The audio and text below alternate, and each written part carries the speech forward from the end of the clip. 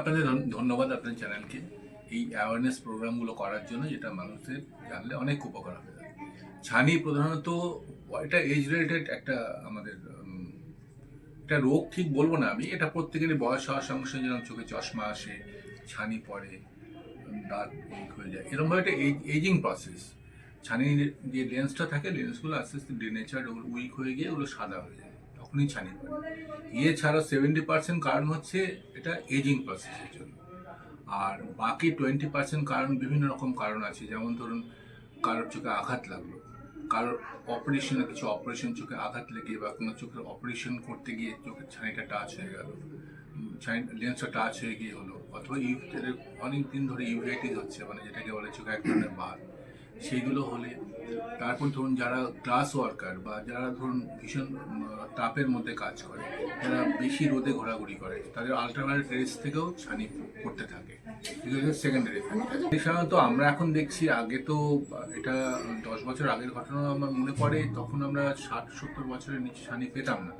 কিন্তু রিসেন্টলি দেখছি 20-30 বছরের ছেলেমেয়েরাও কম হলেও সংখ্যায় ছানি পড়ে যাচ্ছে।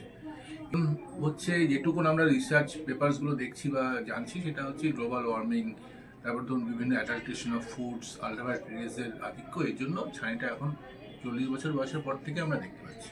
ভ্রান্ত ধারণা, ছানি বেশি পেকে গেলে সে অপারেশনের রেজাল্ট কিন্তু ভালো আসে না, এবং সার্জনের পক্ষে সে অপারেশন করে ছানি বার করা মুশকিল হয়ে যায়।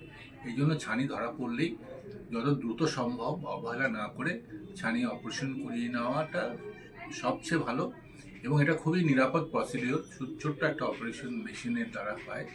সার্জন 5 থেকে 10 মিনিট সময় লাগে, ছানিটা বার করে একটা লেন্স বসিয়ে দেন, আবার পেশেন্টটা ওই দিন থেকে আবার উনি পরিষ্কার আগের মতো দেখতে পান। অবহেলা করে কোনো রোগকে অবহেলা করলে যেটা হয়, সেই বেশি অবহেলা করলে ছানি বেশি পেকে গিয়ে চোখের প্রেশার বেড়ে যাবে, চোখটা দৃষ্টি হারিয়ে ফেলতে পারেন। সেই জন্য আমার অ্যাডভাইস হচ্ছে, আপনি যখনই আপনার কাজকর্মে কোনো রকম অসুবিধা হবে, রামধনুর মতো দেখছেন বা রাত্রে কম দেখতে পাচ্ছেন, কাছে লেখাপড়া করতে, ব্যাংকের কাজ করতে অসুবিধা হচ্ছে, তখনই ছানি যদি ডাক্তারবাবু বলেন তার কথা মতো অপারেশনটা করিয়ে নেবেন, দেরি করবেন না। ছানির লক্ষণ হচ্ছে প্রথমত আমার দৃষ্টিটা আস্তে আস্তে কমে আসবে, আগে যেরকম পরিষ্কার দেখছিলাম সেরকম পরিষ্কার দেখতে পাবো না, আমি কোনো কিছু আলোর দিকে তাকালে রামধনুর মতো রং দেখতে পাবো। তারপর ধরুন আমার ডে টু ডে অ্যাক্টিভিটিস যে কাজগুলো আমি করি, ব্যাংকের কাজ, পেপার পড়া, লেখাপড়া, সেইগুলোতে আমার অসুবিধা আসতে শুরু করবে। এইগুলো দিয়েই ছানিটা সাধারণত শুরু হয়, এই সিমটমগুলো দিয়ে। দেখুন, ছানি অপারেশনটা এখন সায়েন্স এতটা এগিয়ে গেছে, এবং বিশেষ করে কার্ডিওলজি এবং অপথলমোলজি, এই দুটো ব্যাপারে, যে এখন কিন্তু ছানি অপারেশনটা খুবই নিরাপদ এবং কোনো ব্যথাবিহীন। মানে এখন আর কোনো ইঞ্জেকশন, আগে যেন ইঞ্জেকশন দিয়ে অপারেশন করা হতো ছানির অপারেশন, লোকে ভয় পেতেন।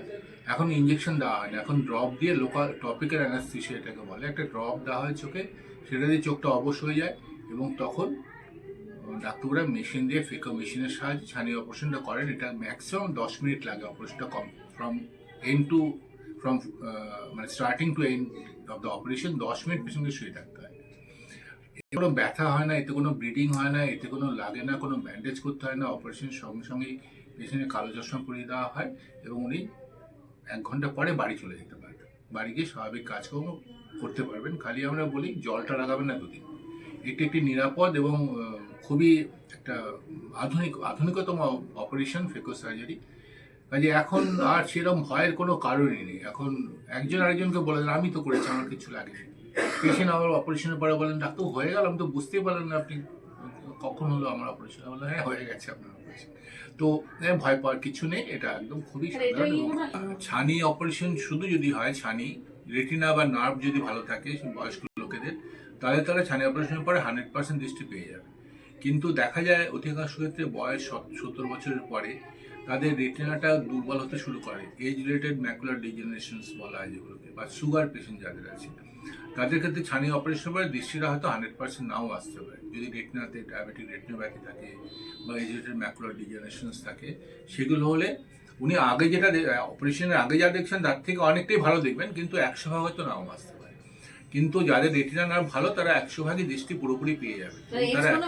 এবং আপনি 90 ইয়ার্স অফ এজেও আমরা অপারেশন করেছি, কেন সে চলতে পারছে না, সে দেখতে পাচ্ছে না কিছু, তার ডে টু, তাকে রোজ একজন লোক তাকে লাগছে, তাকে ডে টু ডে অ্যাক্টিভিটিসের জন্য। অপারেশন করে দেওয়ার পর সে নিজে আবার he is not considered as a burden to the family and to the society. তো এটাই হচ্ছে ছানি অপারেশনের মেনলি বয়স্ক লোকদের রিলিফ দেওয়া, তাদেরকে ডিগনিটির সঙ্গে বাঁচতে দেওয়া, তাদের রিজিউম দেয়ার অ্যাক্টিভিটিস, এবং তারা যাতে আর কারোর উপর নির্ভরশীল না থাকে, নিজের কাজ নিজেই করতে পারে। Thank you.